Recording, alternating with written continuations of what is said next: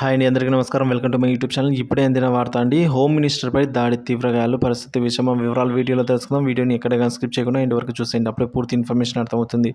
అలాగే వీడియో నచ్చినట్లయితే లైక్ చేయండి. ఇంకా సబ్స్క్రైబ్ చేసుకున్నట్లయితే మన ఛానల్ సబ్స్క్రైబ్ చేసుకుంటారు. నేను చేసే ప్రతి ఒక్క వీడియో మీ వరకు రీచ్ అవుతుంది.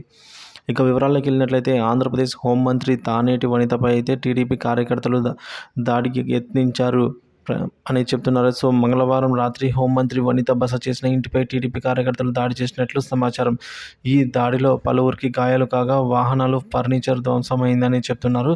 ఈ దాడికి సంబంధించిన దృశ్యాలు సీసీ కెమెరాల్లో రికార్డు అయ్యాయి.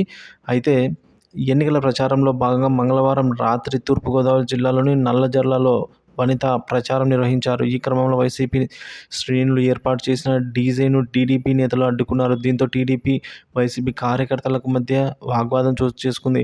ప్రచారం ముగించుకుని తానేటి వనిత వైసీపీ నేత అయిన సుబ్రహ్మణ్యం ఇంటికి వెళ్లారు. టీడీపీ అభ్యర్థి వెంకటరాజు, అలాగే ముల్లపూడి బాపిరాజు హోంమంత్రి వనిత బస చేస్తున్న వైసీపీ నేత సుబ్రహ్మణ్యం ఇంటి వద్దకు చేరుకున్నారు. దీంతో అక్కడ టీడీపీ, వైసీపీ నేతలు మరోసారి తీవ్ర వాగ్వాదం, ఘర్షణ జరిగింది.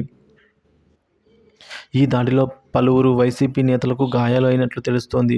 వెంటనే రంగంలోకి దిగిన పోలీసులు ఇరు వర్గాలను చెదరగొట్టారు. ఎలాంటి అవాంఛనీయ సంఘటనలు చోటు చేసుకోకుండా భారీగా పోలీసులు మోహరించారండి. సో ఇక ఈ ఘటనపై అయితే హోంమంత్రి తానేటి వనిత స్పందించారు. ఆమె మీడియాతో మాట్లాడుతూ టీడీపీ నేతకు ఓటమి భయం పట్టుకుందని ఫైర్ అయ్యారు.